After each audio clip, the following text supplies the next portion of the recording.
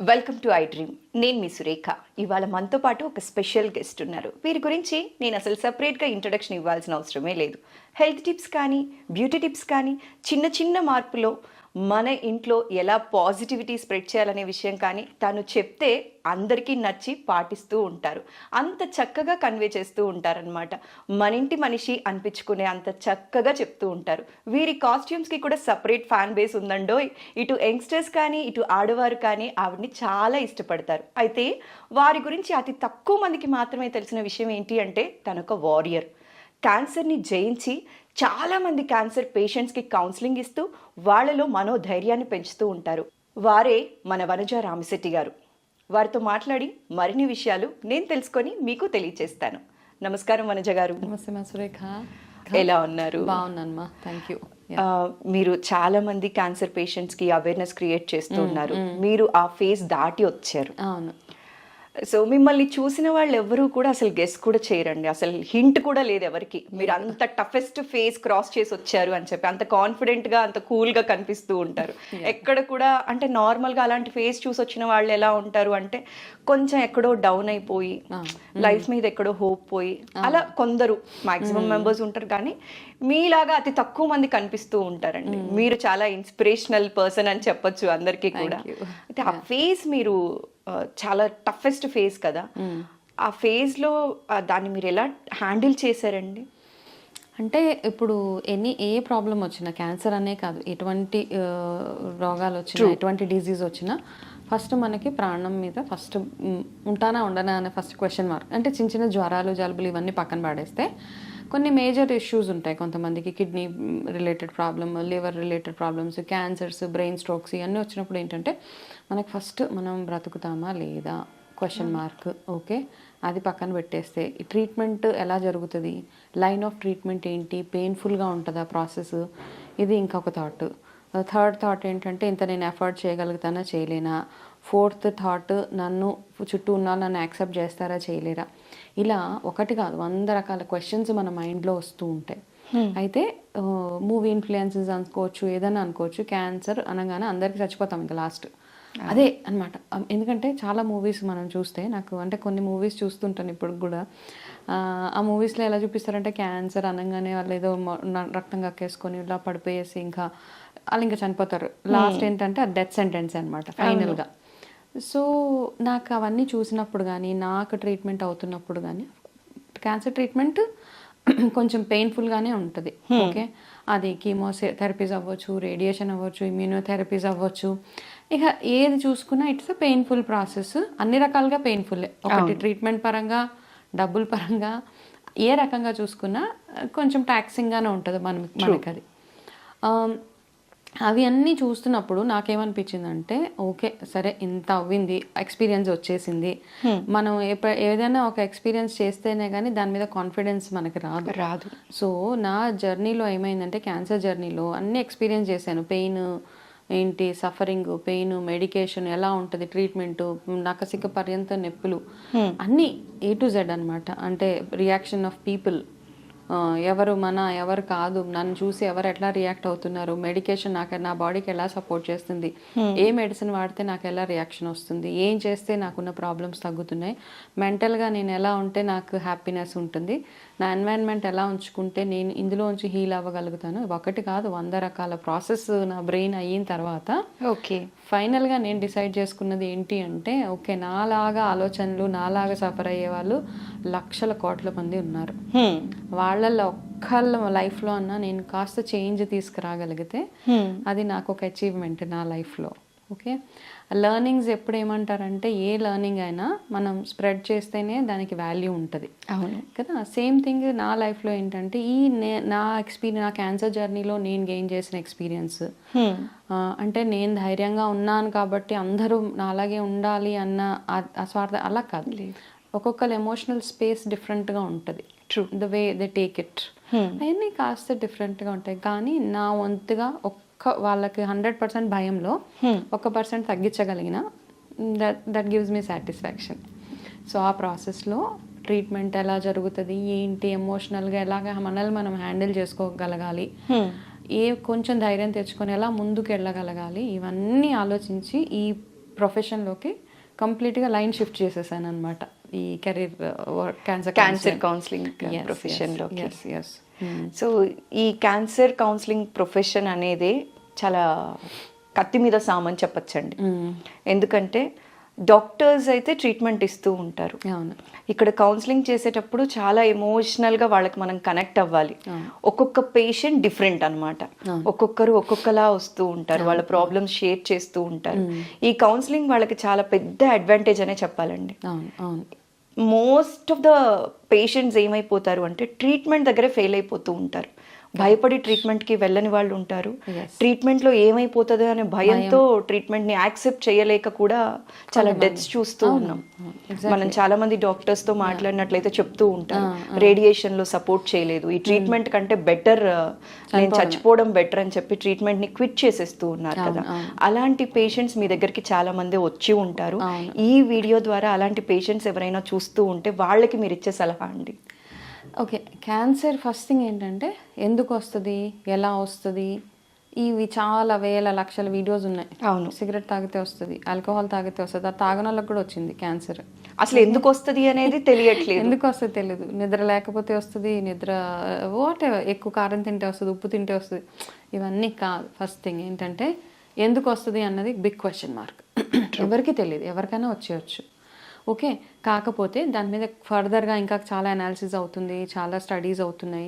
Maybe ఏదైనా ఒక reason రావచ్చు ఈ పర్టికులర్ దాని గురించి. ఇవన్నీ ఏంటంటే క్యాన్సర్ రావడానికి 50% ఛాన్సెస్ ఉంటే మీరు సిగరెట్ తాగడం వల్ల, ఆల్కహాల్ తాగడం వల్ల, ఎక్కువగా తినకూడని ఫుడ్స్ అన్నీ తినడం వల్ల, ప్రాసెస్డ్ తినడం వల్ల 100% వస్తుంది. అంతే, 50-50 ఛాన్సెస్. ఓకే, సో ఎందుకు వస్తుంది అన్నది క్వశ్చన్ మార్క్. అయితే చాలామంది ఏంటంటే ఈ మధ్య కాలంలో నేను ఇంటరాక్ట్ అయిన వాళ్ళలో ఏంటంటే మామూలుగా రొటీన్గా ఇయర్లీ చెకప్స్ అవి చేయించుకోవడానికి వెళ్ళినప్పుడు ఫస్ట్ మైండ్లో నాకు ఏదైనా ఉందేమో, నాకు క్యాన్సర్ ఉంది, నాకు ఇది ఉంది, నాకు అంటే టెస్ట్కి వెళ్ళడానికి ఇంత భయం అనమాట. అందులో ఏం ఆ టెస్ట్ రిపోర్ట్స్ వెళ్ళి 48-72 అవర్స్ అయిన తర్వాత రిపోర్ట్స్ అన్నీ వచ్చాక అప్పుడు అమ్మ నాకేమీ లేదు. అయితే మనం ఎలా అయిపోయిందంటే మన మైండ్ సెట్ ఇప్పుడు ఉన్న కరెంట్ జనరేషన్లో, కరెంట్ సిచ్యువేషన్ ఎలా ఉందంటే ప్రతి ఇంట్లో ఒక క్యాన్సర్ పేషెంటు, ప్రతి ఇంట్లో ఒక డయాబెటిక్, ప్రతి ఇంట్లో ఒక బీపీ, థైరాయిడ్ అన్నీ ఉన్నాయి. ఇంటింటికి రోగాలే. ఓకే, ఇవన్నీ చూసి మన మైండ్ని ఎలా ప్రాసెస్ చేసేసుకుంటున్నాం అంటే ఓకే నాకు కూడా ఈ రోగం వస్తుంది, నాకు కూడా ఇది వస్తుందేమో, వస్తుంది భయము వస్తుంది అని సెల్ఫ్ ఇన్విటేషన్ అనమాట, ప్లీజ్ కమ్ అనేసి. ఫస్ట్ అండ్ ఫార్మోస్ట్ థింగ్ ఏంటంటే క్యాన్సర్ ఒకవేళ వచ్చిన తర్వాత మనం ఏం చేయగలుగుతాం, దానికి కావాల్సింది చేయండి. కూర్చొని ఏడ్చి మీ చుట్టుపక్కల ఉన్న వాళ్ళని భయపెట్టి మీరు భయపడిపోయి టెన్షన్ జోన్లోకి వెళ్ళిపోయి నేను ఇంక చచ్చిపోతాను, నాకు ఇంక ఇంతే లైఫ్ అంటే that's all. I mean it want work like that. Okay, మన జీవితంలో స్పిరిచువల్గా తీసుకుంటే ఒక అమౌంట్ ఆఫ్ కర్మ, ఓకే, ఒక amount of pain go through అవ్వాలి మీరు మీ లైఫ్లో.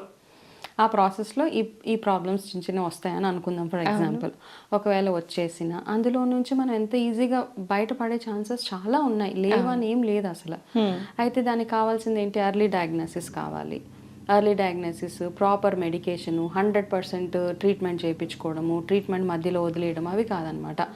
కొంతమంది ఏం చేస్తారంటే ఇప్పుడు ట్రీట్మెంట్ చేసుకునే ప్రాసెస్లో నాకు ఇది తినకూడదు అని చెప్తే అదే తింటాం మేము, మాకు అదే తినాలని, అది తినకపోతే ఉండలేము. షుగర్ తినద్దు మొత్తం అంటే as per one study sugar is a feed for cancer cells అన్నారు. సరే క్యాన్సర్ ట్రీట్మెంట్ అవుతున్నప్పుడు షుగర్ మైనస్ చేయండి అంటే లేదు మేడం నేను మైనస్ చేయలేను, 1/2 స్పూన్ అనే వేసుకుంటాను. సో ఇక్కడ ఏంటంటే మనము మన క్రేవింగ్స్ని కంట్రోల్ చేసుకోవడము, మన మైండ్ సెట్ని సరిగ్గా పెట్టుకోవడము. ఇప్పుడు మనం ఎలా అయితే మన చుట్టుపక్కల ఎన్వైరన్మెంట్ బాగుండాలి అని ఎలా అయితే అనుకుంటామో మన బాడీలో ఉన్న ఎన్వైరన్మెంట్ కూడా చక్కగా పెట్టుకోవాలన్నమాట. అప్పుడు ఏం చేయాలి మనము ఆ బాడీలోకి ఏమేమైతే సరైన ఆహారం వెళ్ళాలో, ఈ బాడీకి ఏమేమి కావాలి, స్ట్రెస్ ఎందుకు స్ట్రెస్ అవుతామన్న తర్వాత మాట్లాడదాం. ఓకే, స్ట్రెస్ ఫ్రీగా ఉండాలి, ఈజీగా డైజెస్ట్ అయ్యే ఫుడ్ మీరు తినాలి, మీరు తిన్న ఆహారము సరిగ్గా మీ బాడీలోకి అసిమిలేషన్ అయ్యే అంత ఫుడ్ మీరు తినాలి, కావాల్సినంత నీరు తాగాలి, ఎంత నిద్ర కావాలో అంత నిద్రపోవాలి, ఎంత ఎక్సర్సైజ్ కావాలో అంత ఎక్సర్సైజ్ చేయాలి. Simple things life. ఇవన్నీ చేసుకుంటూ ట్రీట్మెంట్ ఒకవేళ మీకు ఒక 10 కీమోసో 15 కీమోసో 20 కీమోసో చెప్తే ఆ కీమోస్ చేసేసుకోండి. ఆ కీమో ఇప్పుడున్న బిగ్గెస్ట్ ప్రాబ్లం ఒక సజెషన్ ఏంటి అంటే రిపోర్ట్ ఎదురుగుండా పెట్టుకొని గూగుల్ ఆన్ చేసి ఈ రీడింగ్ ఇంత ఉంటే ఏంటి ఫుల్ ఒక వాళ్ళే ఒక నోట్స్ తయారు చేసుకుంటారనమాట. ఇది ఉంది కాబట్టి నేను ఇంకా ఉండను, ఇది ఉంది కాబట్టి. ఇది చాలా ఎక్కువ అయిపోయిందండి.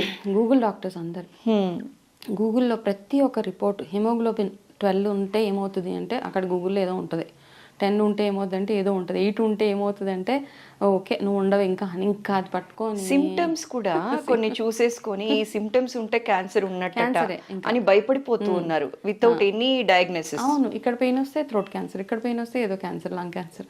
సో అలా నా సజెషన్ ఏంటంటే ఫస్ట్ మీ రిపోర్ట్స్ మీ చేతిలో ఉన్నా, మీకు ఏదైనా సిమ్టమ్ ఉన్నా వెళ్ళి ఒక ఆంకాలజిస్ట్ దగ్గరికి వెళ్ళండి. ఫస్ట్ వెళ్ళి ఆయన దగ్గరికి వెళ్ళి ఆయన ఎవరో ఒకరు కూర్చొని ఎనీ డాక్టర్ వెళ్ళి కూర్చొని నాకు ఇలా ఉంది, ఇది ఏంటి, దీని మీనింగ్ చెప్పండి. అనవసరంగా గూగుల్ సెర్చ్ చేసేసి 50% మీరు ఆల్రెడీ ఒక ప్రాబ్లంలో ఉన్నారు, ఈ గూగుల్ చూసిన తర్వాత ఇంకొక 50 మీరు యాడ్ చేస్తారు. సో మనం అందరం డాక్టర్స్ కాదు. సో అనవసరమైన నాలెడ్జ్ని తెలవకుండా హాఫ్ నాలెడ్జ్ తోటి మనము ఏదో ఇంటర్ప్రిట్ చేసేసుకొని ఇంకా నా లైఫ్ ఇంతే, ఇంకా నేను చచ్చిపోతున్నాను అన్న ఒక సాడ్ స్టేట్ ఆఫ్ మైండ్లోకి వెళ్ళవద్దు. ప్రతి క్యాన్సర్కి ట్రీట్మెంట్ ఉంది, ఇంకా అడ్వాన్స్ ట్రీట్మెంట్స్ వచ్చేసాయి కాబట్టి ఆ ట్రీట్మెంట్ ఆప్షన్స్ చూసుకోండి మీరు. ఓకే, చూసుకొని ఇంకా చాలామంది ఏం చేస్తున్నారంటే క్యాన్సర్ ట్రీట్మెంట్కి భయపడిపోయి, ఎందుకంటే అందరు మనం అట్లాంటి ఇది క్రియేట్ చేసామన్నమాట. క్యాన్సర్ ట్రీట్మెంటే పెయిన్ఫుల్ గా ఉంటుంది అనేది వెళ్ళిపోయిందండి జనాల్లోకి. టెర్రర్ పుట్టించేసాం, క్యాన్సర్ అంటేనే భయంకరము, కీమో అంటేనే ఒక హారర్ టెర్రర్ డెవిల్ లాగా చూసేసి అమ్మా ఇంత ప్రాసెస్ నేను వెళ్ళలేను అని చెప్పేసి మనం ఆల్టర్నేట్ మెడిసిన్కి షిఫ్ట్ అవుతున్నాం. ఆల్టర్నేట్ మెడిసిన్కి అవ్వండి అంటే చెట్ల మందులను ఏవో ఇంకా అక్కడిక్కడికి వెళ్తున్నారు, సమ్ పౌడర్స్ తీసుకుంటే ఏంటది మూలికలు రిలేటెడ్ మందులు ఇవన్నీ వేసుకుంటే తగ్గిపోతుంది.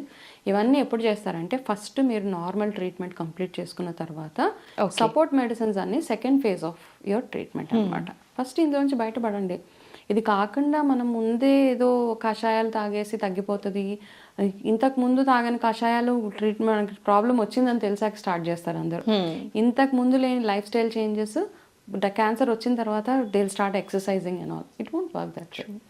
కాబట్టి ముందు టెన్షన్ ఫ్రీగా ఉండండి. మంచి ఒకటి ఫస్ట్ థింగ్ ఏంటంటే first advice, second advice go for second opinion, third opinion, go for n number of opinions, but treatment మాత్రం చేయించుకోండి. అంటే మనం ఎలా ఉంటుందంటే ఏ ఒక్క డాక్టర్ అన్నా మన కీమో వద్దంటాడేమో, ఏ ఒక్క డాక్టర్ అన్నా రేడియేషన్ వద్దంటారేమో, ఏ ఒక్క డాక్టర్ అన్నా సర్జరీ వద్దంటారేమో. So we keep exploring so many things. But క్యాన్సర్కి there is a set process, you will have to go through a surgery if required. కొన్ని క్యాన్సర్కి సర్జరీస్ ఉండవు, ఓన్లీ కీమోథెరపీస్, కొన్ని ఇలా రకరకాల ట్రీట్మెంట్ ఆప్షన్స్ ఉన్నాయి. కాబట్టి ఆ ట్రీట్మెంట్కి వెళ్ళండి అంతేగా, తప్పిస్తే బుర్రకి ఎక్కువగా అనవసరమైన పని పెట్టకండి అంతే.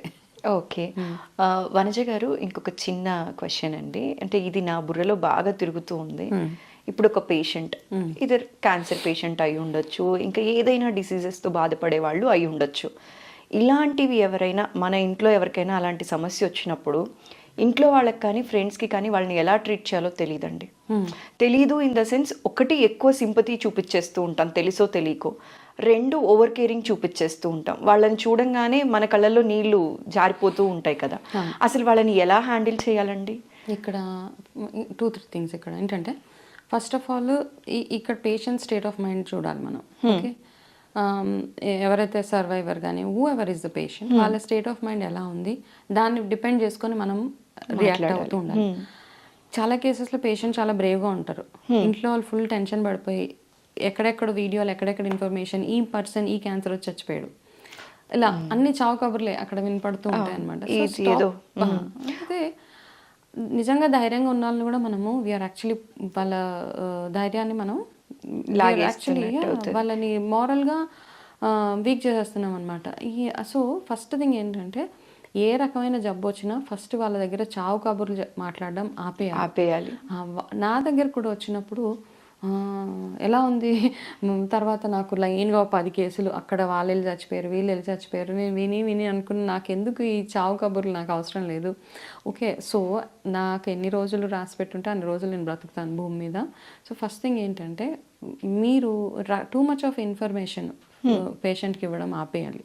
మీ చుట్టుపక్కల ఎవరైతే మీ ఇంట్లో ఫర్ ఎగ్జాంపుల్ ఎవరో ఒక మనిషికి మదరో ఫాదరో ఎవరికో ఒకరికి క్యాన్సర్ వచ్చిన తర్వాత చుట్టుపక్కల వాళ్ళు మీ బెస్ట్ ఆప్షన్స్ మీరు ఎక్స్ప్లోర్ చేయండి. వాళ్ళకి ఇవ్వాల్సిన ధైర్యం ఏంటి, ఈ ఫుడ్ తింటే you will be definitely out of it, పలానా హాస్పిటల్కి వెళ్తే we have a best treatment available there, అవి చెప్తూ ఉంటే so give them live examples like survive అయిన వాళ్ళ గురించో లేకపోతే ఆ ప్రాబ్లమ్ 2-3 కొంతమంది ఏంటంటే రిపీట్ క్యాన్సర్స్ వచ్చిన రిపిటేషన్స్ అయిన వాళ్ళు ఉంటారు, వాళ్ళని చూపించి చాలా మంది ఉన్నారు అలాగా. ఓన్లీ థింగ్ ఏంటంటే చాలా మంది బయటకు వచ్చి చెప్పరు అనమాట. అంటే వాళ్ళ క్యాన్సర్ వచ్చి తగ్గిపోయిందని చెప్తే వాళ్ళని ఏమన్నా మనము వాళ్ళకి ఇచ్చే వాల్యూ తగ్గిపోతుందని అనుకుంటారో చాలా మంది బయటకు రారు. నా ఓన్లీ సజెషన్ ఏంటంటే ఇలాగ too much of information, negative information వాళ్ళకి ఇచ్చే కంటే కూడా వాళ్ళకి ఒక ఎన్వైరన్మెంట్, ఒక పీస్ఫుల్ అట్మాస్ఫియర్ క్రియేట్ చేసి ఇంట్లో దాని గురించి ఎక్కువ మాట్లాడకండి. అదే పనిగా కాన్స్టెంట్గా అదే ఉంటుంది. అఫ్ కోర్స్ భయం ఉంటుంది అందరికీ, ఎందుకంటే మన ఫ్యామిలీ మెంబర్ కాబట్టి వాళ్ళకి వచ్చిందంటే అంత ఫియర్ ఉంటుంది కాబట్టి. But talk about something nice అనమాట.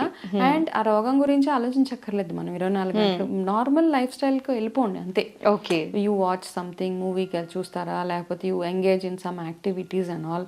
క్యాన్సర్ వచ్చింది అంటే జస్ట్ మంచం మీద అలా పడుకొనే ఉండాలని దెర్ ఇస్ నో రూల్. వెళ్ళొచ్చు, బయటకు వెళ్ళొచ్చు, మీ పనులు, మీ బాడీ సపోర్ట్ చేస్తుంటే మీ పనులు మీరు చేసుకోవచ్చు. హాలిడేస్కి వెళ్ళండి, బయట తిరగండి, ట్రీట్మెంట్ మాత్రం చేయించుకోండి. Okay, yeah. సో వనజ గారు, మీరు క్యాన్సర్తో సఫర్ అవుతున్న పీరియడ్లో మీరు సర్వైవ్ అయ్యారు, అందరికీ ఒక సెట్ ఆఫ్ ఎగ్జాంపుల్గా నిలిచారనే చెప్పాలి. ఆ టైంలో మీ ఫ్యామిలీ సపోర్ట్ ఎలా ఉండిందండి? Excellent support.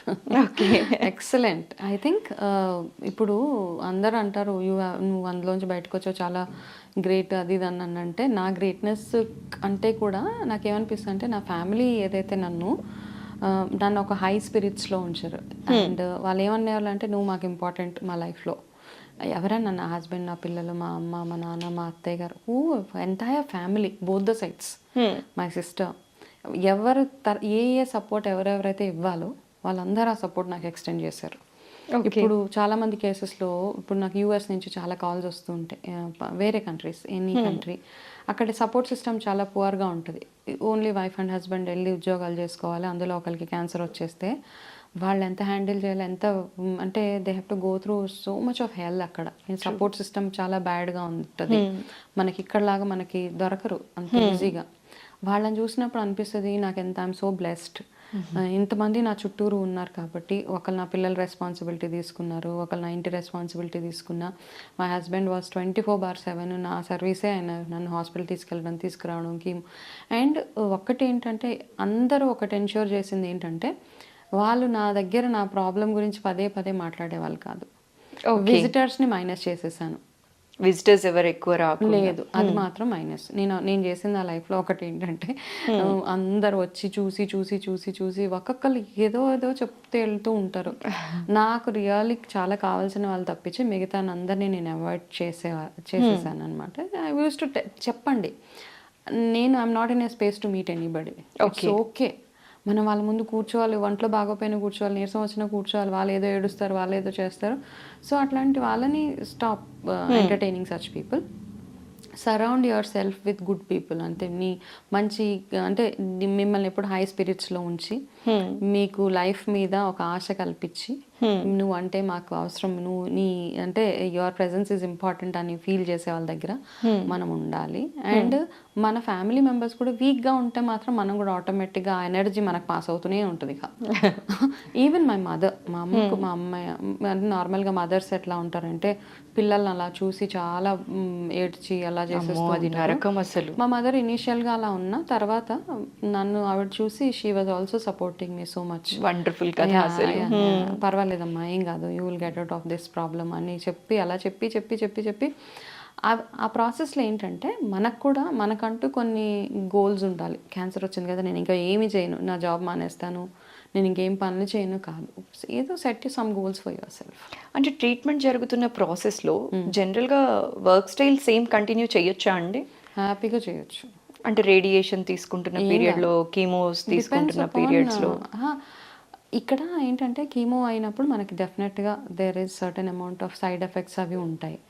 ఆ ఉన్న 2-3 రోజులు తప్పించి మిగతా రోజులు కీప్ యువర్ సెల్ఫ్ యాక్టివ్. నేను వర్క్ చేసేదాన్ని, అప్పుడు నేను జాబ్ చేసేదాన్ని. ఓకే, మీరు కీమోథెరపీస్ ఇవి తీసుకుంటున్నప్పుడు కూడా మీరు జాబ్ చేశారు? చేశాను. ఓకే. చేసి చేసే ప్రాసెస్లో కొంచెం ఒక 4 hours వెళ్ళి రావడం ఆఫీస్కి, అలాగా బాగా బాగోలేను అంటే organisation was also very supportive. Okay. తర్వాత మళ్ళీ రేడియేషన్స్ అయినప్పుడు రేడియేషన్ చేసుకొని ఆఫీస్లో 4-5 hours ఉండి మళ్ళీ వచ్చేదాన్ని. ఓకే. ఇంటికి వచ్చి రెస్ట్ తీసుకోవడం. నాకు బాగోలేదు అన్నప్పుడు వెళ్ళేదాన్ని కాదు. బాగుంది, ఎందుకంటే ఆ ఇంట్లో కూర్చొని మనకి ఇంకా అదే ప్రాసెస్ కదా. అందులోంచి బయటకు రావాలి అంటే మనకి ఏదో ఒక యాక్టివిటీ, సమ్ ఎంగేజ్మెంట్ ఉండాలి, మనకి ఏదో పని చేస్తూ ఉండాలి. తర్వాత కొంచెం హెల్త్ సపోర్ట్ చేయట్లేదు అన్నప్పుడు I stopped going to work. ఇంకా కాస్త కొంచెం ఉంటుంది, కొన్ని రోజులు అయితే వెళ్ళాను బాగానే, నా విల్ పవర్కి ఫైట్ అనమాట. ఓకే. తర్వాత అనిపించింది ఓకే కొంచెం బ్రేక్ తీసుకుందాము, ఏదైనా వేరే డిఫరెంట్గా చేద్దాం అనిపించింది. ఈ thought process of getting in to cancer counselling నాకు అప్పుడు అనిపించి మెల్లిగా ఐ స్టాప్డ్ వర్కింగ్ చేసి ఇందులో కంప్లీట్గా ఇందులోకి వచ్చేసి స్విచ్ అయిపోయారు. Yes yes. ఓకే, వనజ గారు, జనరలీ మీరు అన్నారు మీరు 3rd స్టేజ్లో ఉన్నప్పుడు నోటీస్ చేశారు, మీకు తెలిసింది క్యాన్సర్ అన్న విషయం అని. అవును. అయితే ఇనిషియల్ స్టేజ్ అసలు ఐడెంటిఫై చేయడానికి స్కోప్ ఉంటుందా అండి, లేకపోతే అసలు తెలియదు అంటారా ఫైనల్ స్టేజ్ వరకు? మీ కేసులో ఎలా జరిగింది? నాకైతే అది ఏంటంటే నోన్ ఇగ్నోరెన్స్ అనుకో, కంప్లీట్గా ఇగ్నోరెన్స్ వల్ల కంప్లీట్గా. Breast cancers are very easy to diagnose first thing. Okay, వేరే క్యాన్సర్స్ కూడా ఇట్ ఈస్ ఈజీ. అంటే మనకి ఏదైనా ప్రొలాంగ్డ్గా ఉంది, కాఫ్ కంటిన్యూస్గా వస్తుంది, ప్రొలాంగ్డ్గా ఉంటుంది అంటే కనుక వెళ్ళి చెక్ చేయించుకోవడము. ఏదైనా బోన్లో అదే పనిగా పెయిన్ వస్తుంది, ఎక్కువ రోజుల నుంచి వస్తుంది అంటే వెళ్ళి చెక్ చేయించుకోవడము. మనం ఏం చేస్తామంటే దేని మీద అయితే ఫోకస్ చేయాలో దాని మీద చేయము, దేని మీద చేయకూడదు వాటి మీద చేస్తూ ఉంటాం. నా కేసులో కూడా లంప్ ఉంది నాకు తెలుసు, కాకపోతే రాంగ్ డయాగ్నోసిస్ అయింది. నేను ఫస్ట్ ఇనిషియల్గా డాక్టర్స్ దగ్గరికి వెళ్ళినప్పుడు జస్ట్ నార్మల్ లంపే, దాని గురించి ఎక్కువ ఏం ఆలోచించొద్దు అంటే మనం ఎప్పుడు ఏది మంచిది చెప్తే దాంతో క్యారీ అయిపోతాం కదా. సో నేను అలాగే అవన్నీ చేసి తర్వాత ఇంకొక డాక్టర్ దగ్గరికి వెళ్ళాలి, అలా డిలే చేసేసాను. ఫైనల్గా నాకు అర్థమైపోయింది, నాకు ఇది క్యాన్సర్ లంపే అని నాకే అర్థమైంది. మీకే అర్థమైంది? నాకే అర్థమైంది. అప్పుడు వరకు నేను వెళ్ళి అంటే ఇనీషియల్ స్టేజెస్లో వెళ్ళి ఉంటే మేబీ చిన్న ట్రీట్మెంట్ తోటి అయిపోయేదేమో, మేబీ వచ్చిన రేడియేషన్. ఫస్ట్ స్టేజెస్లో అడ్వాంటేజ్ ఏంటంటే జస్ట్ రేడియేషన్ తోటి వెళ్ళిపోతుంది అనమాట. కొన్ని కొంచెం అడ్వాన్స్ స్టేజెస్ వచ్చేటప్పటికి మనకి ఆర్గన్ తీసేయాల్సి వస్తుంది, ఎక్కువ కీమోథెరపీస్ చేయాల్సి వస్తుంది. సో ఇలాంటివన్నీ కొంచెం ఎమోషనల్గా కాస్త మనం డిస్టర్బ్ చేసేసే ట్రీట్మెంటే ఉంటుంది. సో కాబట్టి ఏంటంటే మనం ఎంత అర్లీగా ఏ సిమ్టమ్ అయినా, ఇప్పుడు మెడిటేషన్ చేయమని ఎందుకు అంటారంటే, మెడిటేషన్ అంటే మనకి ఏదో భగవంతుడు ప్రత్యక్షం అవుతాడో అవన్నీ కాదు. బేసిక్గా ఏంటంటే వెన్ యూ మెడిటేట్ మన బాడీ మీద మనం ఫోకస్ చేసుకుంటూ ఉండాలన్నమాట. హౌ ఈజ్ మన బాడీలో ప్రతి ఒక్క పార్ట్ ఎట్లా వర్క్ చేస్తుంది, ఈజ్ ఎవ్రీథింగ్ ఫైన్. సో ఆ మెడిటేషన్ చేసే ప్రాసెస్లో మనకు అర్థమైపోద్ది అనమాట. అండ్ ఈ మైండ్ఫుల్నెస్ అంటాం, ఈ మైండ్ఫుల్నెస్ ఇవన్నీ మన గురించి, అవన్నీ ఎందుకు అంటే మన బాడీలో ఏమవుతుందో తెలుసుకోవడానికి. చాలామంది ఇగ్నోర్ చేసేస్తూ ఉంటారు. బ్యాక్ పెయిన్ వస్తే ఇగ్నోర్ చేస్తాము, లేకపోతే కడుపులో నొప్పి వస్తే ఇగ్నోర్ చేస్తాము. అయితే అఫ్కోర్స్ నార్మల్ పెయిన్స్ అన్నీ ఉంటాయి, కాకపోతే కొంచెం క్రానిక్గా కొంచెం డిఫరెంట్గా మనకు తెలిసిపోతుంది. నార్మల్గా వచ్చే పీరియడ్ పెయిన్స్కి లేకపోతే మీకు క్యాన్సర్ ఉన్న పెయిన్కి there is lot of difference. ఆ డిఫరెంట్ అనిపించినప్పుడు జస్ట్ ఒక 500 ఇచ్చి ఒక డాక్టర్ దగ్గరికి వెళ్ళి కన్సల్ట్ అవ్వడం అంతే. అది చెయ్యం మనం, అనవసరమైన వాటికి హోమ్ రెమెడీస్ చేస్తాం అనమాట కూర్చొని. సో అవన్నీ చేయకుండా early diagnosis is always good మనకి.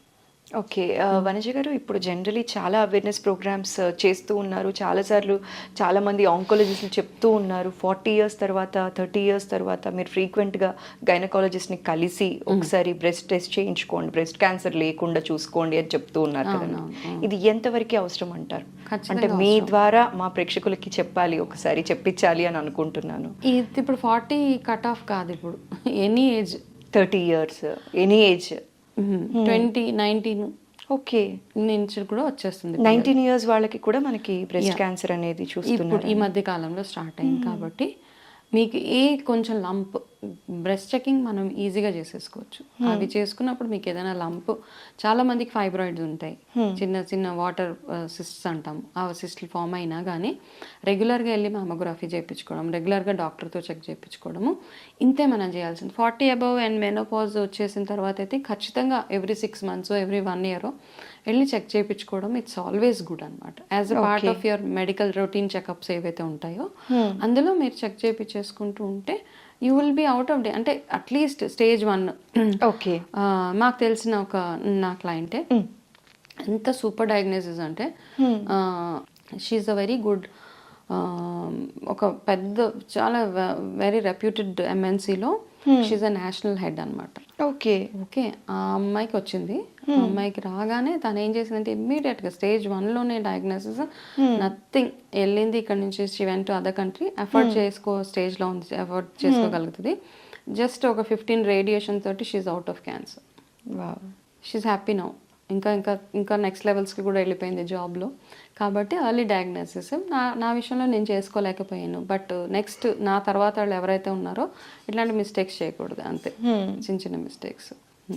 అయితే వనిజ గారు, జనరలీ ఇప్పుడు చాలామంది చెప్తూ ఉన్నారు, ఈ ఫుడ్ తీసుకోవడం వల్ల ఇలా అవుతుంది, దీనివల్ల ఇలా అవుతుంది, జంక్ ఫుడ్ వల్ల వస్తుంది, ప్లాస్టిక్ వాడటం వల్ల వస్తుంది, ఇట్లా బోలెడు అంటూ ఉన్నారు కదండి. అసలు వీటిలో ఎంతవరకు నిజం ఉంది? ఆంకాలజిస్టులు అయితే చెప్తూనే ఉన్నారు.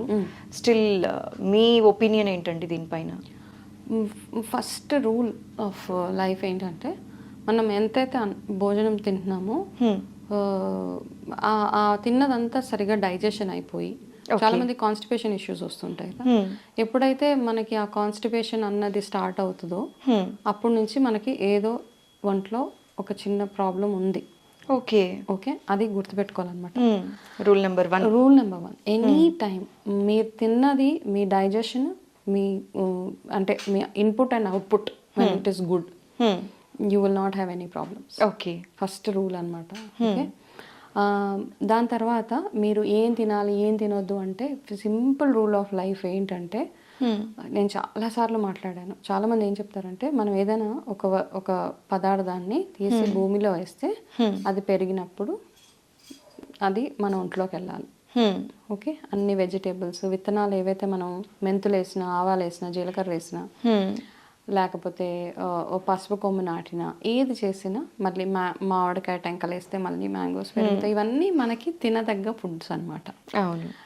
అదే ప్లేస్లో యూ టేక్ అ బ్రెడ్, ఒక మైదా పిండి చేసి మనం భూమిలో పెడితే 4 రోజులకి అది కుళ్ళిపోతుంది. సేమ్ థింగ్ బ్రెడ్ వేస్తే కుళ్ళిపోతుంది.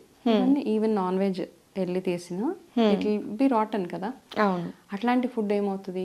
సో ఏది తినొచ్చు ఏది తినకూడదని ఇక్కడే మన బైఫర్కేషన్. అట్లా నాన్ వెజ్ తినవద్దు, మానేయండి, I don't promote all that. మనకు కావాల్సిన కొన్ని విటమిన్స్ నాన్ వెజ్ నుంచి వస్తాయి కాబట్టి, ఎగ్ తింటే ప్రోటీన్ ఉంటుంది, B12 కావాలంటే నాన్ వెజ్ తినాలి. సో ఇట్లాంటి లిమిటెడ్గా అనమాట. ఓకే, తిన్నప్పుడు పాతకాలంలో ఏం చేసేవాళ్ళంటే వారానికి ఒకటేసారి నాన్ వెజ్ పెట్టేవాళ్ళు. ఎందుకంటే నాన్ వెజ్ మన ఒంట్లో అరగడానికి, ప్రాపర్గా డైజెషన్ ఫుల్గా అవ్వడానికి 48 to 72 hours పడుతుంది. వెజిటేబుల్స్ అయితే 12 hours. ఒక్కొక్క వెజిటేబుల్కి ఒక్కొక్క టైం ఫ్రేమ్ ఉందన్నమాట. 12 hours, 24 hours అరిగిపోతుంది మనకి. అందుకని 7 o'clockకి భోజనం చేసి నెక్స్ట్ డే మళ్ళీ 8 o'clockకే తినేవాళ్ళు. ఇవన్నీ అప్పుడు ఉన్న సన్సెట్ అయ్యే టైంకి తినేసి సన్ రైజ్ అయ్యాక మళ్ళీ తినేవాళ్ళు. 12 hours, 13 hours ఎలాగో మనం ఇచ్చేస్తున్నాం.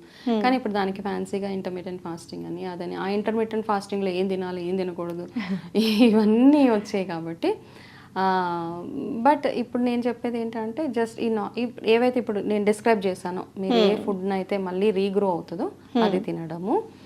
అండ్ బిగ్గెస్ట్ ప్రాబ్లం మైక్రోవేవ్లో కుక్ చేసినవి మైనస్ చేసి ఫ్రిడ్జ్లో పెట్టి తీసిన ఫుడ్ తినకుండా ఉండగలిగితే, చాలా మంది ఫ్రిడ్జ్ లో పెట్టకుండా తినే వాళ్ళు చాలా తక్కువైపోయారు కదా మేడం. ఫ్రిడ్జ్ లో పెట్టేస్తాము. సో నాకు ఇవన్నీ చూసినప్పుడు చాలా ఫ్రిడ్జ్లో పెట్టి తీసి వేడి చేసి మళ్ళీ పెట్టి తీసి వేడి చేసి ఏం తింటున్నా మనం, ఏం as good as eating nothing అనమాట. ఒక పేపర్ తిన్నా అందులో ఏమీ లేవు, there is no nutrition only. ఫ్రిడ్జ్లో పెట్టి తీసిన ఫుడ్లో టేస్ట్ తప్పించి there is no nutrition. Okay. పిల్లలకు కూడా అందుకే ఇప్పుడు చిన్న పిల్లలకి ఎందుకు క్యాన్సర్ వస్తున్నాయి అంటే because we are doing all these mistakes చిన్న చిన్న పిల్లలకి. అండ్ తినేటప్పుడు మనము సరిగా తినము, యాక్చువల్గా మనం సరిగా నవ్వలము, సరిగా కూర్చోము, సరిగా కలుపుకోము, సరిగా వాటర్ తాగము, రాంగ్ ఫుడ్ కాంబినేషన్స్ రకరకాలు ఉన్నాయి అసలు. అంటే క్యాన్సర్ ఎందుకు వస్తుంది అన్నదానికి దెర్ ఇస్ నో ఆన్సర్. కానీ రాకుండా ఉండాలి అంటే ఏమేం చేయాలి అన్నదానికి దెర్ ఇస్ ఆన్సర్ అనమాట. సో ఈ రాకుండా ఉండాలి అంటే ఇవన్నీ జాగ్రత్తగా చూసుకోవాలి అంటారు. మనం తీసుకునే ఫుడ్ హ్యాబిట్స్ కానీ. ఫుడ్ తిన్న ఫుడ్ అరగాలి ఫస్ట్ థింగ్.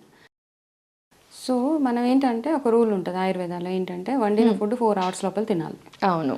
కానీ ఇప్పుడు మనకి 1 pot మీల్ పొద్దున్నే వండేస్తాం, అదే 24 hours నడవాలి. అది 24 hours దగ్గర ఆగట్లేదు కదండి, నెక్స్ట్ డే ఆ నెక్స్ట్ డే కూడా వెళ్ళిపోతుంది. రీహీటింగ్ ప్రాసెస్, రీహీట్ కరో, మైక్రోవేవ్ కరో, ఇలాంటివన్నీ నేను చాలా ఎవరింటికన్నా డిన్నర్స్కి గట్ట వెళ్తుంటే అలా కామన్ డైలాగ్, ఫ్రిడ్జ్ में से निकालो उसको రీహీట్ కరో. ఓకే, నాకు తినాలంటే కాస్త ఇట్స్ ఓకే, అంటే ఒకసారి తినడం వల్ల ఏదో అయిపోతుంది అని కాదు. ఎవరైతే మనం రెగ్యులర్గా ఈ ప్రాసెసెస్, పిల్లలకు కూడా అదే అలవాటు అయిపోయింది అనమాట. టక్ మన ఫ్రిడ్జ్లో నుంచి తీస్తున్నారు, మైక్రోవేవ్ పెడుతున్నారు, వేడి చేస్తున్నారు, తింటున్నారు. దర్ ఇస్ నథింగ్, అందులో ఏ పోషక విలువలు లేవు. మనకి వీలైనంతగా ఫ్రెష్గా వండుకునేలాగా అట్లీస్ట్ ఒక మీల్ అయినా, మధ్యాహ్నం ఆఫీసులకి వెళ్ళిపోతే మనకు ఆ ఛాన్స్ లేదు, ఆప్షన్స్ ఉండవు కాబట్టి ప్యాక్ చేసుకునే వెళ్ళి అట్లీస్ట్ ఇంటికి వచ్చిన తర్వాత అయినా మనము వండుకునే ప్రాసెస్ ఉంటే. చాలా మంది ఆడవాళ్ళు క్వశ్చన్ మార్క్ వేయొచ్చు, మేము ఆఫీస్కి వెళ్ళి 10 గంటలకు వస్తాం, 8 గంటలకు వస్తాం ఎలాగా అని. మనం కెరీర్ మీద ఫోకస్ చేసినప్పుడు ఒక 10,000 అఫోర్డ్ చేయొచ్చు అనుకుంటా. Really that's my suggestion. నేను కొన్ని సెమినార్స్కి వెళ్ళినప్పుడు ఒక మోటివేషనల్ స్పీకర్ హీ టోల్డ్, మీరు, నాకు అప్పటి నుంచి అది మైండ్లో ఉండిపోయింది నేను వర్క్ చేసేటప్పుడు, మీరు ఇంట్లో ఇంత కష్టపడుతున్నాం అంటున్నారు, మీ కెరీర్లో మీరు సక్సెస్ఫుల్గా ఉండి మీరు ఒక 2 లక్షలు సంపాదిస్తే అందులోంచి 10,000 తీసి ఒక హెల్ప్కి ఇస్తే వండి పెడుతుంది కదా, అక్కడే సేవింగ్ చేయడానికి మనం ట్రై చేస్తాము. ఆ సేవ్ చేసే ప్రాసెస్లో ఒక 50,000 హాస్పిటల్కి తగిలేస్తాం. సో ఇది just a suggestion. So at least మనం పిల్లలకి పెట్టడం, మన నెక్స్ట్ జనరేషన్ అయినా హెల్తీగా ఉండాలి అంటే మనం పెట్టే ఆహారము అప్పటికప్పుడు వండి పెట్టేలాగా చూసుకుంటే. అండ్ రా ఫుడ్స్ మీద చాలా ఫోకస్ ఈ మధ్య కాలంలో. సో ఇప్పుడు వచ్చే రా food it's not organic most of the times. So రా అవాయిడ్ చేయండి కొన్ని రోజులు. అంటే మీ ఓన్ ఫామ్ ఉంది, మీకు తెలుసు అది వితౌట్ ఎనీ ఆర్గానిక్గా మీరు పండించారన్నప్పుడు ఆ ఫుడ్ హ్యాపీగా రా ఫుడ్ తినేసేయండి. కానీ బయట కొన్న ఏ ఆహారమైనా ఇంట్లో కాస్త steam boil or in form of soup తీసుకోవడమే బెటర్. ఓకే. అండ్ షుగర్స్ ఎంతగా తగ్గించగలిగితే మన అనను, ఎందుకంటే మనకి ట్రెడిషనల్గా షుగర్ వేసుకుంటూనే వస్తున్నాం మనం కాఫీ టీలో వాటిల్లో. అది మైనస్ చేసేస్తే షుగర్ ఇవన్నీ కొంచెం ఎమోషన్స్ అనమాట. కాఫీ, టీ, షుగర్ ఇవన్నీ మనం ఎమోషనల్గా కనెక్ట్ అయిపోయినాయి కాబట్టి కాస్త తగ్గించండి. ఒక ఏజ్ వచ్చిన తర్వాత దాన్ని మైనస్ చేసుకుంటూ ఉండడము, షుగర్కి బదులు జాగరీ, బెల్లం అలాంటివి రిప్లేస్ చేసుకుంటే సరిపోతుంది. అలాంటివి. వనజ గారు, అంటే మన ఫుడ్ ఎలా తీసుకోవాలి, ఎలాంటి ఫుడ్ మాత్రమే పిల్లలకి ఇవ్వాలి అనేది చాలా చక్కగా చెప్పారు. ఎలాంటి ఫుడ్ తీసుకోవాలి, ఎలాంటి ఫుడ్ తీసుకోకూడదో కూడా అర్థమయ్యేలా చెప్పారండి. అయితే ఇప్పుడు ఎక్సర్సైజ్ కానీ, యోగా కానీ, మెడిటేషన్ కానీ కొంతమంది మాత్రమే చేస్తూ ఉన్నారు. అందరూ ఎక్కువ అలవాటు లేదనే చెప్పాలండి. ఓన్లీ వెయిట్ గెయిన్ అయ్యాము అన్నప్పుడు మాత్రమే జిమ్ కానీ, యోగా కానీ ఇలాంటివి జాయిన్ అవుతూ ఉన్నారు కదా. సో ఇలాంటి ఒబెస్ వల్ల కూడా మనకి ఏదైనా క్యాన్సర్ లాంటివి హిట్ చేసే అవకాశం ఏమైనా ఉందంటారా అండి, ఒబెసిటీ కారణంగా? ఎగ్జాక్ట్లీ. ఒబెసిటీ ఎప్పుడైతే యాజ్ లాంగ్ మనకి సెడెంటరీ లైఫ్ స్టైల్ అయిపోయినప్పుడు, మనం ఏం పని చేయకుండా లేజీగా ఉంటాం చాలామంది. ఓకే, అంటే మన ఇంట్లో అందరూ మనకి పని చేసే వాళ్ళు ఉన్నా మనం ఎంత ఫిజికల్గా ఎంత యాక్టివ్గా ఉంటున్నాము.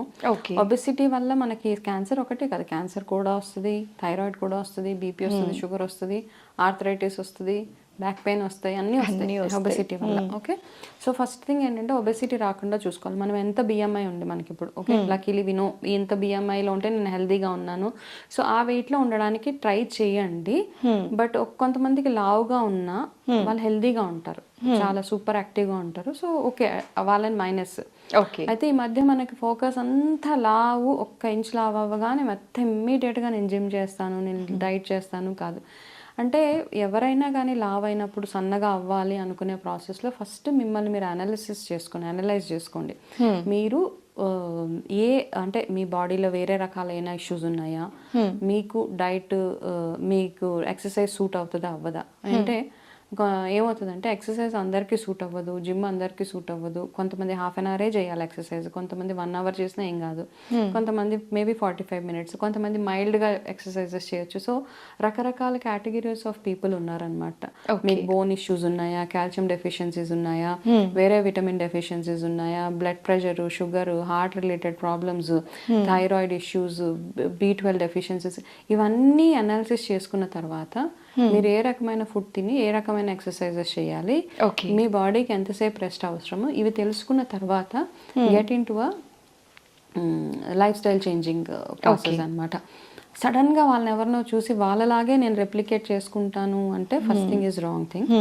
అండ్ ఓవర్ నైట్గా ఈరోజు ఎవరో మమ్మల్ని కామెంట్ చేశారు, లావ్ అవుతున్నావు, నీకు డబల్ చిన్ వచ్చింది, నీకు బొగ్గలు వచ్చేసినాయి, నువ్వు లావుగా కనపడుతున్నావు అనగానే నెక్స్ట్ డే జిమ్కి ఎన్రోల్ చేసుకొని గంటలు గంటలు జిమ్ చేసిన తర్వాత దానివల్ల ప్రాబ్లమ్ స్టార్ట్ అవుతాయి అన్నమాట. ఏది చేసినా స్టెప్ బై స్టెప్ అనమాట. ఒకవేళ ఆఫ్ కోర్స్ మీకు వెయిట్ లాస్ అవ్వాలి, లేకపోతే నేను స్లిమ్గా కనపడాలి, బ్యూటిఫుల్గా ఉండాలి అనుకున్నప్పుడు ఒకటే రోజు వెళ్ళిపోయి గంట సేపు ఎక్సర్సైజ్ చేశాక డిమోటివేషన్ నెక్స్ట్ డే చేయలేరు మీరు. అందుకని చాలామంది ఎందుకు ఆపేస్తారు ఒక వారం రోజులు చేసి అంటే, ఒక్కరోజే వెళ్ళి ఫుల్ మోటివేషన్ 1.5 hour చేసేసి వస్తే నెక్స్ట్ డే ఒళ్ళు నొప్పులు అవి వస్తాయి. కాబట్టి first day 15 minutes, 1 week 15 minutes మాత్రమే ఎక్సర్సైజ్ చేయండి, నెక్స్ట్ వీక్ 25 minutes చేయండి, ఆ తర్వాత వీక్ 30, అలా చేసి ఒక 6 months టైం ఫ్రేమ్ పెట్టుకోవాలి మనం. ఎనీ లైఫ్ స్టైల్ చేంజ్ అవ్వాలి అంటే 6 నెలలు మనము తీసుకుంటే కనుక you will be at good.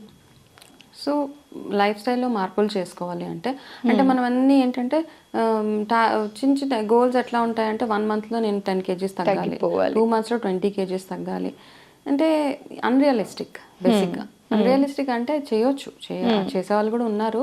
కాకపోతే ఏంటంటే దానివల్ల మీకు వేరే ప్రాబ్లమ్స్లో ల్యాండ్ అవుతారు. ఎనీథింగ్, ఏ లైఫ్ స్టైల్లో మార్పులు చేసుకోవాలనుకున్నా, ఏ లైఫ్ స్టైల్ డిజీజ్ని రివర్స్ చేసుకోవాలనుకున్నా మన ఓవరాల్ హెల్త్ బాగుండేలాగా చూసుకుని దాని మీద రివర్సల్కి వర్క్ చేసుకుంటూ వెళ్ళడమే అంతే. చిన్న చిన్న స్టెప్స్, ఈ రోజు కొంచెం తగ్గింది, రేపు కాస్త, ఇంకా కాస్త, అలాగా. అంతేగాని పెద్ద టార్గెట్స్ పెట్టుకొని దానివల్ల యాక్చువల్లీ అడిషనల్గా స్ట్రెస్ ఈ మధ్య కాలంలో చాలా మందిని, నేను ఎంత చేస్తున్నా నేను వెయిట్ లాస్ అవ్వట్లేదే, నేను ఎంత చేస్తున్నా ఏం తినట్లేదు అయినా కానీ నేను వెయిట్ పెరిగిపోతున్నాను.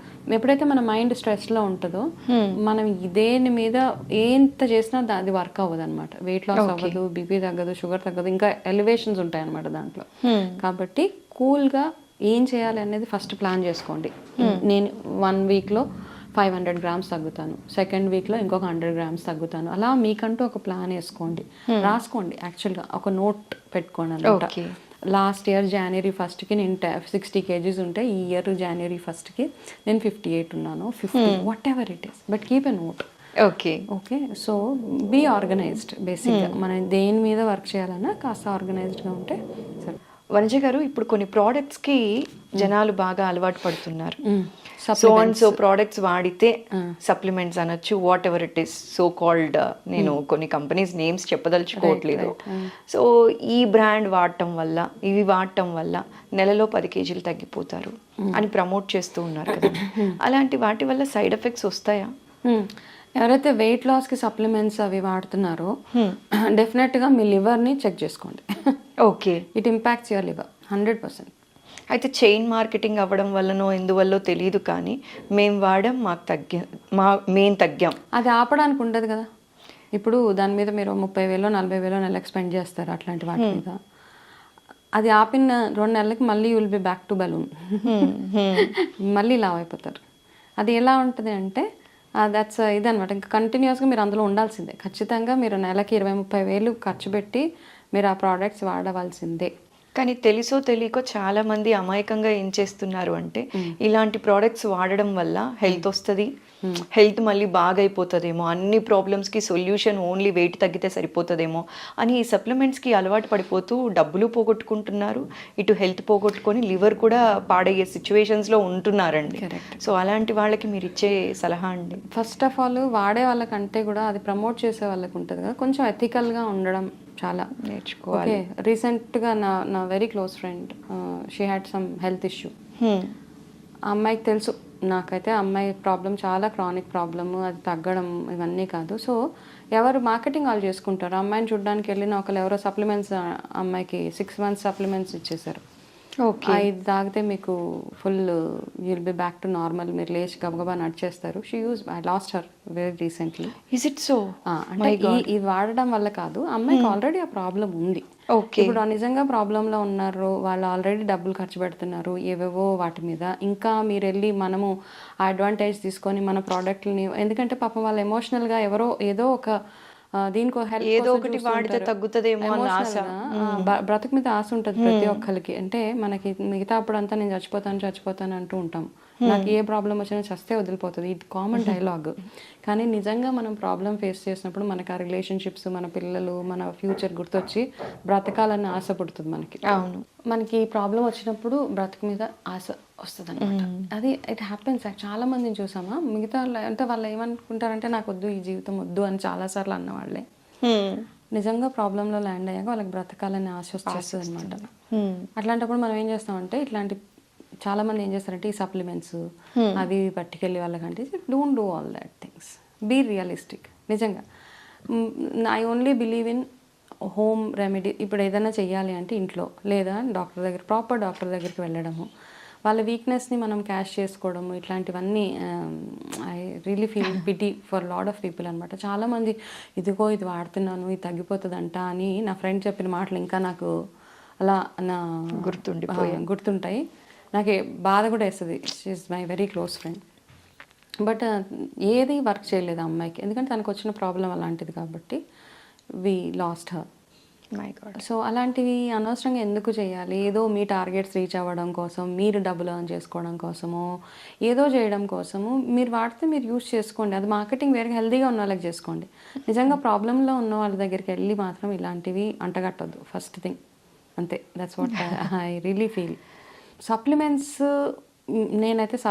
నేను ఏ సప్లిమెంట్స్ని ప్రమోట్ చేయను. ఫస్ట్ థింగ్, కొన్ని డయాబెటీస్ రిలేటెడ్ ఇవి బీపీకి నిజంగానే కొన్ని మెడిసిన్స్ వర్క్ చేస్తే, సో అంతకు మించి వెయిట్ లాస్కి సప్లిమెంట్స్, లేకపోతే ఇంకొక హెయిర్ గ్రోత్కి మీరు అవన్నీ మీరు ఇంట్లో మీరు తినే ఆహారంలోనే ప్రతి ఒక్కటి ఉంటుంది. మనం ఆ ఫుడ్ని ఐడెంటిఫై చేసుకోగలిగితే అంతకు మించింది లేదు. అంటే ఇదేదో ఓవర్ నైట్గా ఏదో అయిపోతుందని కాదు. మనకి ఇప్పుడు యంగర్ జనరేషన్ పిల్లలు, ఇప్పుడు న్యూ మదర్స్ ఎవరైతే ఉన్నారో, ఇప్పుడు రకరకాల రోగాలు చూస్తున్నారు కాబట్టి అట్లీస్ట్ న్యూ బార్న్ పిల్లల కోసం మీరు ఇంట్లో చేసిన ఫుడ్ పెట్టడము, బయట రెడీమేడ్గా తెచ్చిన ఫుడ్ తినిపించడం కాదు వాళ్ళకి. మీరు ఇంట్లో తయారు చేసి చక్కగా ఆవునే ఇంట్రడ్యూస్ చేయండి. మన ఇంట్లో పల్సెస్ కానీ రైస్ కానీ అన్నీ ఇంట్రడ్యూస్ చేయండి. అండ్ అనవసరంగా వైట్ రైస్ మానేశాను, లేకపోతే ఇది మానేశాను, ఇవన్నీ మనం ట్రెడిషనల్గా వచ్చే ఫుడ్స్ని మానేసి అంటే మనం ఏం చేద్దాం అనుకుంటున్నాం? ఫస్ట్ థింగ్ కదా, మనకు అలవాటైన ఆహారాన్నే తింటూ ఎంత తినాలో అంతే తినండి. ఎలా వండుకోవాలో అలా వండుకోండి. ఏ టైంలో నిద్రపోవాలో ఆ టైంలో నిద్రపోండి. ఏ టైంలో లేవాలో ఆ టైంలో లేవండి. ఎంత వాటర్ లోపలికి వెళ్ళాలో అంత వెళ్ళిన తర్వాత హోలిస్టిక్ హెల్త్ అంటే మనం మెంటల్గా ఎట్లా ఉన్నాము, ఎమోషనల్గా ఎట్లా ఉన్నాము, మన చుట్టుపక్కల ఉన్న ఎన్వైరన్మెంట్ ఎట్లా ఉంది, మనం ఎట్లాంటి వాళ్ళతో ఇంటరాక్ట్ అవుతున్నామో, ఇవన్నీ కలిపితేనే హెల్త్. ఇందులో చాలాసార్లు ఏమవుతుందంటే, అన్నం తినేటప్పుడు వెనకాల ఫాదరో మదరో వచ్చి తిడుతూ ఉంటారు, నీకు ఇన్ని మార్కులు వచ్చినాయి, ఇన్ని మార్కులు వచ్చినాయి, ఇలాగా అలాగా. ఆ తినే ముద్ద కూడా ఎక్కదు. సో పిల్లలకి, మదర్స్కి ఫాదర్స్కి సజెషన్ ఏంటంటే, అన్నం తినేటప్పుడు ఎవరికైనా కానీ, వైఫ్ అండ్ హస్బెండ్ ఎవరైనా అనొచ్చు, తినేటప్పుడు ఐదర్ మొత్తానికి మాట్లాడకుండా తినండి, లేదా మంచి కాన్వర్జేషన్స్ మాట్లాడండి. తిట్టాలి అన్న ఆప్షన్ తినేటప్పుడు పెట్టుకోవద్దు ఎవరైనా కానీ. మన భలే మెసేజ్ ఇచ్చారండి. ఎందుకంటే చాలా మంది పేరెంట్స్ ఇదే మిస్టేక్ చేస్తూ ఉంటారు, తెలుసో తెలియకో. అక్కడ తిండి దగ్గరే తిడుతూ ఉంటారు. తిండి ఒక్కొక్క ముద్ద వెళ్ళేటప్పుడు స్ట్రెస్ఫుల్ ఈటింగ్ అనమాట.